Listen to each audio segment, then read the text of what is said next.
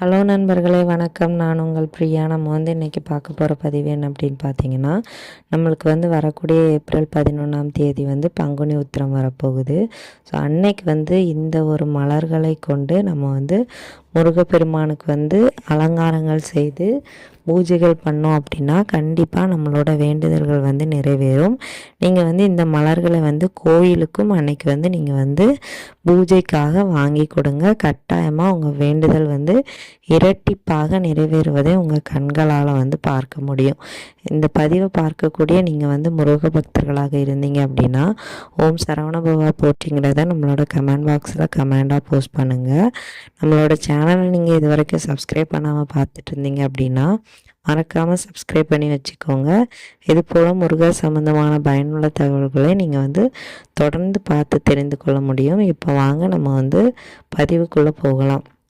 So நம்மளுக்கு April 11 Panguni Uthiram வரப்போகுது. இன்னும் கொஞ்ச நாள் தான் இருக்குது. குறைந்தபட்சம் ஒரு 10லேருந்தும் கொஞ்சம் கூட நாட்கள் தான் இருக்குது. நம்மளுக்கு இந்த நாளில் முருகப்பெருமானுக்கு திருமணம், தேவயானை கூட திருமணமான நாள். முருகப்பெருமான் அதிகமாக மனமகிழ்ச்சியாக இருந்த நாள். ஸோ அன்னைக்கு திருமண தடை இருக்கிறவங்க கூட முருகப்பெருமான் கிட்ட மனமுருகி உங்களோட வேண்டுதல்களை கேட்டீங்க அப்படின்னா கண்டிப்பாக திருமண தடை நீங்கி அதிவிரைவில் உங்களுக்கு திருமண பாக்கியம் கை கொடுமோம். அதே மாதிரி குழந்தை இல்லாதவர்கள் கூட இந்த நாளில் விரதம் இருந்து குழந்தை பாக்கியம் கேட்டீங்க அப்படின்னா உங்களுக்கு குழந்தை பாக்கியமும் கிடைக்கும். குழந்தை பாக்கியத்திற்காக என்ன பொருள் கோவிலுக்கு அபிஷேகத்திற்கு வாங்கி கொடுக்கணுங்கிறத நான் ஒரு பதிவாக போட்டிருக்கிறேன். ஸோ நீங்கள் மறக்காமல் அதை செக் பண்ணி பாருங்கள். ஸோ அந்த பொருளை அபிஷேகத்திற்கு கட்டாயமாக வாங்கி கொடுத்தது குழந்தை பாக்கியம் பெறுங்க. திருமணத்திற்காக நீங்கள் முருகப்பெருமான்கிட்ட வேண்டுதல் வைக்கிறீங்க அப்படின்னா கண்டிப்பாக நீங்களும் என்ன வாங்கி கொடுக்கலாம் அப்படின்னு பார்த்தீங்கன்னா நீங்கள் பால் வாங்கி கொடுக்கலாம். அப்படி வாங்கி கொடுக்கும்போது கட்டாயமாக உங்கள் அந்த தடை நீங்கி கண்டிப்பாக உங்களுக்கு திருமண பாக்கியம் கிடைக்குமா. அதே மாதிரி சந்தனமும் வாங்கி கொடுத்தீங்க அப்படின்னா முருகப்பெருமானுக்கு மிகவும் பிடித்த ஒரு பொருள் சந்தனம். ஸோ அதனால் கண்டிப்பாக உங்களோட பிரச்சனைகள் நீங்கி உங்களுக்கு திருமண பாக்கியம் கிடைக்கும்.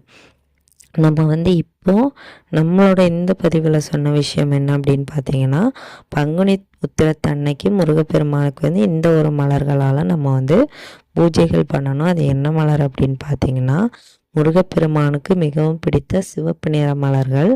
ஒன்றில் சிவப்பு ரோஜாவாக இருக்கலாம், இல்லை செம்பருத்தி பூ கூட இருக்கலாம். ஒரு பூவுமே கிடைக்காத பட்சத்தில் நீங்கள் செம்பருத்தி பூ வச்சு பண்ணலாம். இல்லை அந்த இட்லி பூன்னு சொல்லுவோம், அந்த பூ வச்சு பண்ணலாம். அதே மாதிரி செவ்வரளி, முருகனுக்கு மிகவும் உகந்த பூ செவ்வரளி. இந்த செவ்வரளி பூ கிடைச்சிது அப்படின்னா அன்றைக்கி ரொம்பவும் அதிர்ஷ்டம். உங்களோட வேண்டுதல்கள் கைமேல் பலன் தருவதை உங்களால் பார்க்க முடியும். ஸோ கண்டிப்பாக அன்றைக்கி கிடைச்சிது அப்படின்னா நீங்கள் இந்த பூக்களை கோவில்களுக்கும் அந்த தானமாக வாங்கி கொடுத்துருங்க. கண்டிப்பாக உங்களால் முடிஞ்சது அப்படின்னா இந்த சிவப்பு நிற பூக்கள் உங்களுக்கு கிடைச்சிது அப்படின்னா உங்களோட வேண்டுதல்கள் கண்டிப்பாக முருகப்பெருமான் இரட்டிப்பாக நிறைவேற்றி தருவார். இந்த பூ கிடைக்கிற பட்சத்தில் நம்மளோட வேண்டுதல்கள் இரட்டிப்பாக நிறைவேறுவது நம்மளோட மனதால் உணர முடியும். ஸோ அதற்கான ஒரு அறிகுறியாக இந்த பூக்கள் உங்களுக்கு கிடைக்கும். அன்னைக்கு நீங்கள் இந்த பூக்களால் அலங்காரம் பண்ணிவிட்டு காலையிலேயே முருகப்பெருமானுக்கு ஒரே ஒரு நெய் தீபம் ஏற்றி வச்சுட்டு கண்டிப்பாக அன்னைக்கு முடிகிறதுக்குள்ளே ஏதாச்சும் ஒரு முருகர் கோவிலுக்கு போயிட்டு வாங்க. உங்களோட வேண்டுதல்கள் 100% நிறைவேறுவதை உங்களால் கண்கூடாக பார்க்க முடியும். இந்த பதிவு உங்களுக்கு கண்டிப்பாக உபயோகமாக இருக்கும். உபயோகமாக இருந்தது அப்படின்னா லைக் பண்ணி ஷேர் பண்ணுங்கள். உங்களோட நண்பர்களுக்கும் இந்த பதிவை ஷேர் பண்ணிக்கோங்க. நம்மளோட சேனலை மறக்காமல் சப்ஸ்கிரைப் பண்ணி வச்சுக்கோங்க. இந்த வீடியோவின் முழு பதிவை பார்த்த அனைத்து நண்பர்களுக்கும் மிக்க நன்றி.